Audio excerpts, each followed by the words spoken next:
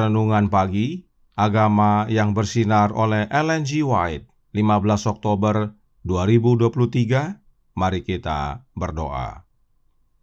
Bapa kami yang di sorga, Allah pencipta langit dan bumi, laut dan segala isinya, Allah yang maha besar, maha kuasa, sumber segalanya, yang kami sembah selalu melalui anak-Mu yang tunggal, Yesus Kristus. Terpujilah Yesus, anak Allah yang maha tinggi, yang adalah penebus, penolong, penghibur, pengantara kami. Pada pagi hari ini kami bersyukur boleh bangun dan berbakti, dan sebagaimana membaca dan mendengarkan nasihat firman-Mu, kiranya ini menjadi pembaharuan bagi kami semua. Kami selalu berserah dan berdoa kepadamu untuk kekuatan, sebab tantangan semakin meningkat. Beserta kami sepanjang perbaktian ini, kehendak-Mu yang jadi. Ampun kami akan dosa dan salah, karena kami berdoa hanya dalam nama anak Allah yang tunggal, Yesus Kristus, yang adalah Tuhan dan Juru Selamat kami. Amin. Renungan hari ini, tanggal 15 Oktober 2023, berjudul Orang Yahudi bersukacita karena dibebaskan dari kematian. Ayat inti terdapat dalam Ester 8 ayat 16 dan 17 yang berkata, Orang Yahudi telah beroleh kelapangan hati dan sukacita, kegirangan dan kehormatan. Demikian juga di tiap-tiap daerah dan di tiap-tiap kota, di tempat manapun titah dan undang-undang raja telah sampai, ada sukacita dan kegirangan di antara orang Yahudi, dan perjamuan serta hari gembira. Dan lagi banyak dari antara rakyat negeri itu masuk Yahudi, karena mereka ditimpa ketakutan kepada orang Yahudi. Darius Histaspes, yang pada masa pemerintahannya orang-orang Yahudi sangat disayangi, digantikan oleh Artasasta Agung. Pada masa pemerintahannya, orang-orang Yahudi yang tidak mengindahkan pesan untuk melarikan diri harus menghadapi krisis yang mengerikan. Setelah menolak memanfaatkan jalan pelarian yang telah disediakan Allah, kini mereka dihadapkan kepada kematian. Dalam pemeliharaan Allah, Ester, seorang wanita Yahudi yang takut akan Yang Maha Tinggi, diangkat menjadi ratu kerajaan Media Persia. Mordekai adalah kerabat dekatnya. Dalam keadaan ekstrim, mereka memutuskan untuk mengajukan banding ke Artasasta atas nama rakyatnya. Peristiwa-peristiwa berikut yang terjadi dengan cepat secara berturut-turut. Munculnya Ester di hadapan raja, kemurahan menonjol yang ditunjukkan kepadanya, pesta raja dan ratu dengan Haman sebagai satu-satunya tamu, kesulitan raja untuk tidur, penghormatan umum kepada Mordekai, dan kehinaan dan kejatuhan Haman setelah kedapatan mengadakan rencana jahat, segala perkara ini adalah bagian-bagian cerita yang sudah lumrah. Allah mengadakan mujizat untuk umatnya yang tegar tengkuk. Dan perintah tandingan yang dikeluarkan raja mengizinkan mereka untuk bertarung mempertahankan nyawa mereka, dengan cepat disampaikan ke setiap bagian kerajaan itu oleh para pembawa berita yang mengendarai kuda, yang dengan terburu-buru dan tergesa-gesa atas perintah raja. Demikianlah juga di tiap-tiap daerah dan di tiap-tiap kota, di tempat manapun titah dan undang-undang raja telah sampai, ada sukacita dan kegirangan di antara orang Yahudi, dan perjamuan serta hari gembira, dan lagi banyak dari antara rakyat negeri itu masuk Yahudi, karena mereka ditimpa ketakutan kepada orang Yahudi. Prophets and Kings halaman 600-602. Demikianlah pembacaan renungan pagi. Terima kasih dan Tuhan Yesus memberkati.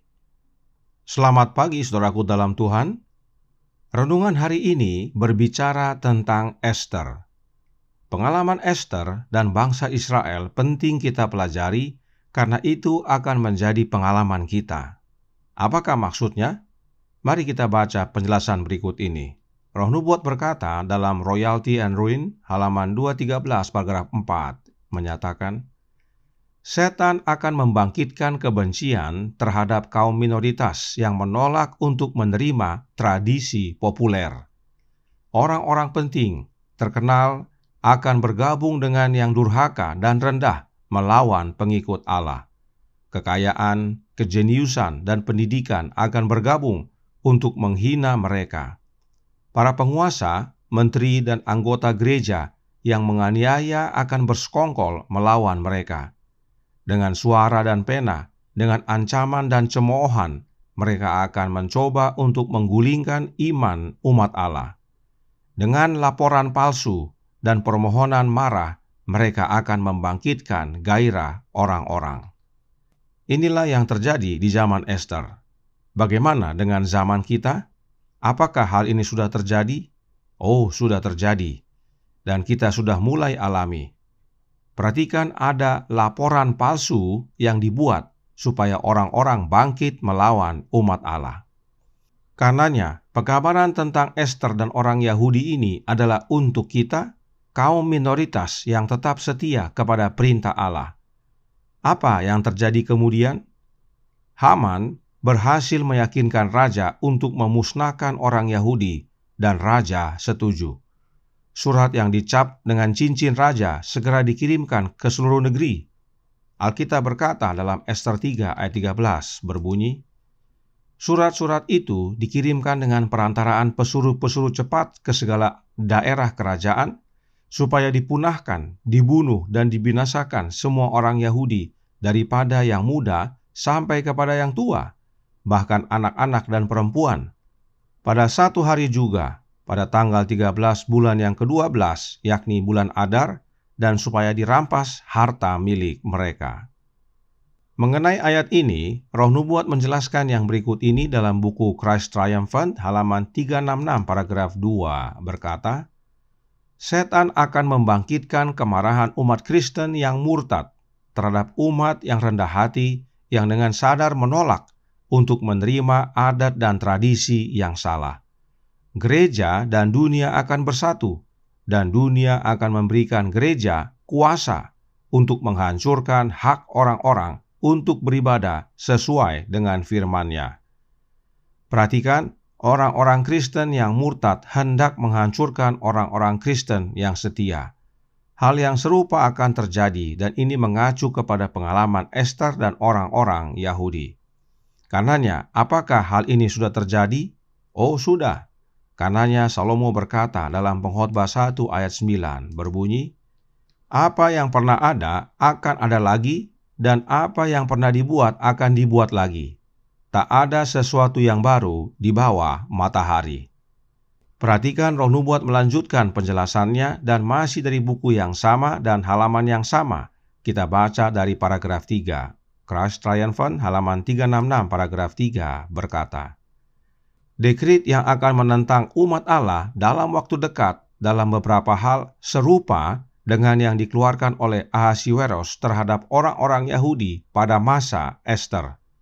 Dekrit Persia muncul dari kedengkian Haman terhadap Mordekai. Keputusan raja terhadap orang-orang Yahudi dijamin dengan alasan-alasan palsu melalui penyajian yang keliru dari orang-orang kesayangan tersebut. Setan menghasut skema ini untuk membersihkan bumi dari mereka yang memelihara pengetahuan tentang Allah yang benar. Perhatikan saudaraku dalam Tuhan, Roh Nubuat berkata, skema yang terjadi di zaman Ester akan setan buat untuk membasmi umat-umat yang memelihara pengetahuan tentang Allah yang benar. Siapakah Allah yang benar? Prophet and Kings halaman 159 paragraf 1 berkata, sang raja yang lewat di dalam segera mencapai tempat berlindung di istananya dan di sana menceritakan kepada istrinya kejadian-kejadian menakjubkan pada hari itu dan pernyataan yang menakjubkan tentang kuasa ilahi yang telah membuktikan kepada Israel bahwa Yehova adalah Allah yang benar dan Elia adalah utusan pilihannya. Jadi, dalam peristiwa Gunung Karmel, siapakah Allah yang benar yang telah dibuktikan? Allah yang benar adalah Yehova. Yehovalah Allah yang benar, dan Yehova, sebagaimana yang kita sudah pelajari, adalah Allah Bapa. Karenanya Allah yang benar adalah Allah Bapa. Itu sebabnya dalam doanya kepada Bapanya, Yesus menyebut Bapanya sebagai satu-satunya Allah yang benar. Baca Yohanes 17 ayat 3. Oleh sebab itu, saudaraku dalam Tuhan, mereka yang setia memelihara pengetahuan akan Allah Bapa akan dibasmi. Dan kelompok yang setia ini hanya kecil. Tetapi meski kecil, sebagaimana Ester, kita bisa menang. Bagaimana caranya? Roh Nubuat berkata dalam My Life Today halaman 64 paragraf 4 berbunyi, krisis yang dihadapi Ester menuntut tindakan yang cepat dan sungguh-sungguh. Tetapi baik dia maupun Mordekai menyadari bahwa jika Allah tidak bekerja dengan hebat demi kepentingan mereka, usaha mereka sendiri akan sia-sia. Maka Ester mengambil waktu untuk bersekutu dengan Allah, sumber kekuatannya. Itulah sebabnya dia meminta semua umat Allah yang ada di benteng Susan untuk berpuasa bersamanya. Bagaimana dengan kita? Adakah kita berduka melihat kondisi gereja di akhir zaman ini? Adakah kita berpuasa untuk memohon kekuatan dari Allah, sumber kekuatan kita? Adakah kita pergi ke pengantara kita satu-satunya, yaitu manusia Yesus Kristus? Saudaraku dalam Tuhan, kita perlu banyak berdoa dan berserah. Sebab, Royalty Ruin halaman 213 paragraf 2 menjelaskan, pengalaman yang datang kepada umat Allah di zaman Ester tidaklah hanya untuk zaman itu.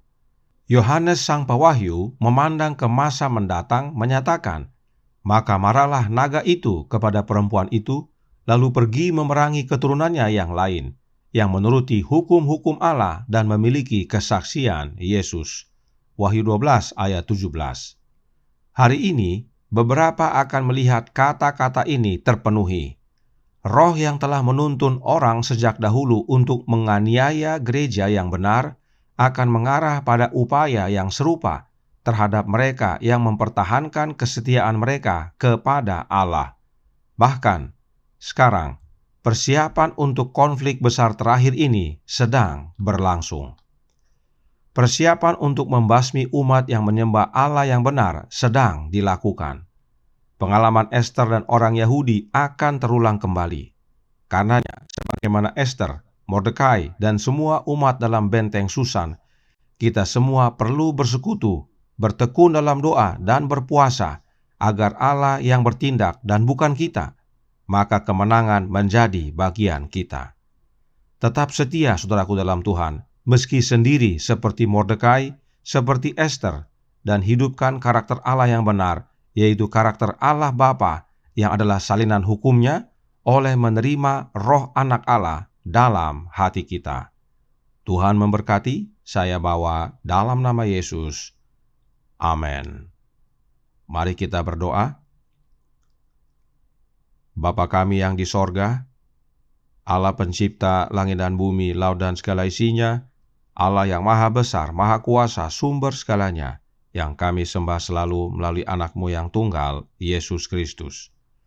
Terima kasih atas nasihat yang menguatkan tentang pengalaman Esther, Mordekai, dan orang-orang Yahudi di zaman Raja Ahasuerus.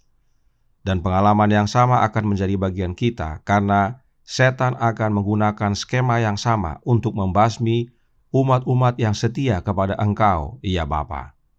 Karenanya tolong kami ya Bapa, curahkan roh anak-Mu dalam hati ini, sebab hanya oleh kehadiran Kristus dalam hidup kami, maka salinan karakter-Mu dapat menjadi bagian hidup kami masing-masing, dan pada akhirnya kami boleh menjadi pemenang, sebab Engkaulah yang bertindak dan bukan kami.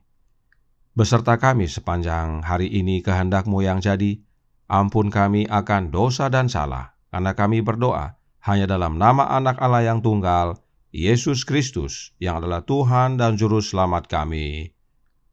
Amin.